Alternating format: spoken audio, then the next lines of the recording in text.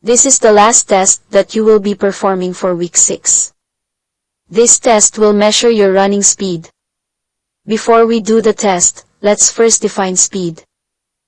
Speed is the ability to perform a movement in one direction in the shortest period of time. To test your running speed, you are now ready to perform 40-meter sprint. Before the test, you have to prepare the following equipment. Stopwatch. Running area with known measurement, which is 40 meters. For the procedure of this test, the performer will do the following. At the signal ready, stand behind the takeoff line. The lips of the shoes should not go beyond the line and assume a crouch position. At the signal get set, assume an uncrouched position, buttocks up, with both hands on the starting line. At the signal go, run to the finish line as fast as you can. For the partner, set the stopwatch to 0 point.